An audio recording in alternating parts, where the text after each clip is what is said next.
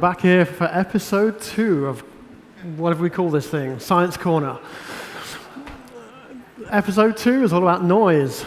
So we just learned how we are fundamentally a speech-driven headset, and the one thing that kills us off is wind. Not a problem for RealWear. We've solved that one. The next thing we deal with is noise.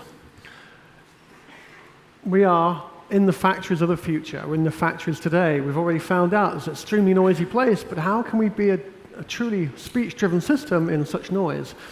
Well, to get there, we rely heavily on noise cancellation solutions.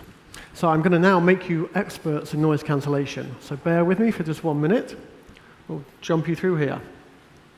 OK, on this headset, we have a number of microphones. The two that I'm going to talk about now are the ones on the optic pod, one above, one below.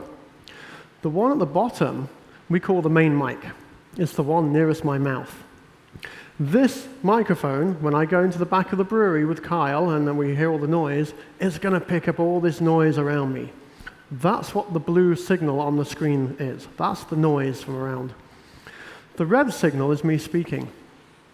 Now, hopefully, because the microphone is close to my mouth, the red signal will be higher than the blue signal. Great, now I can actually start to pick out some voice. But what we need to do next is listen to a second microphone. The second microphone is a bit further away from my mouth. In a perfect world, the second microphone hears the outside world at the same level as the first microphone. Hence, the two blue signals are approximately the same. But because this second microphone is further from my mouth, it doesn't hear my voice as well. So we see a difference in the red signal. So the theory goes that all we have to do now is subtract one from the other, and what we're left with is the red signal, the speech, and all the noise disappears. That's the theory in 30 seconds. It's fundamentally, it's easy, but in practice it's ridiculously difficult to do, and we spend a lot of time making this work. Because if we don't make this work, and I go into a noisy plant and this thing cannot hear me, then we have a lemon on my head, which we don't want that. So let me show you some real examples of what happens here. So the sample on the screen now is audio from a noisy factory floor that combines both my speech and the noise. And when you look at the signal on the screen, you can't really pick much out, or as an expert who knows these things, you can't pick much out. But let's hear what it sounds like.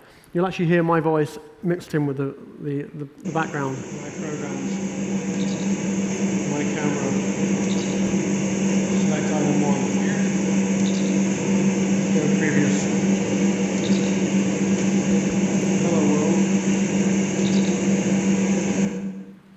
Okay, so that's really what the microphones are hearing. That's the outside noise, industrial noise with my commands and a few chirps there as it recognized everything I said.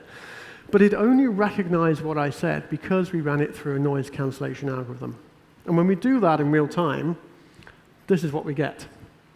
This is now all of the noisy audio thrown out, and what's left is just the speech. So let me play that for you. My programs. My camera. Select item 1. Go previous. Hello world. So it's not absolutely perfect, but at this point you've got a really high degree of noise, and my voice is almost less than the noise around me. So to pull any signal out at this point is actually fundamentally amazing. And this allows us to work in really high noise environments. We claim to work regularly at 95 decibels of noise. You may have seen this printed on our spec sheets. Does anyone here actually know what 95 decibels of noise sounds like? Probably not, I'm guessing.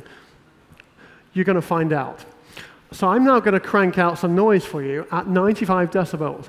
Normally, we would say you need hearing protection. So you see those two little fingers on the end of your hands? Stick those in your ears, and I'm going to play 30 seconds of noise for you guys, and you can get to feel like what 95 dB is all about. Are you ready? Roll video. Hi, this is Chris Parkinson reporting from the Tennessee factory. It is unbelievably loud in here. So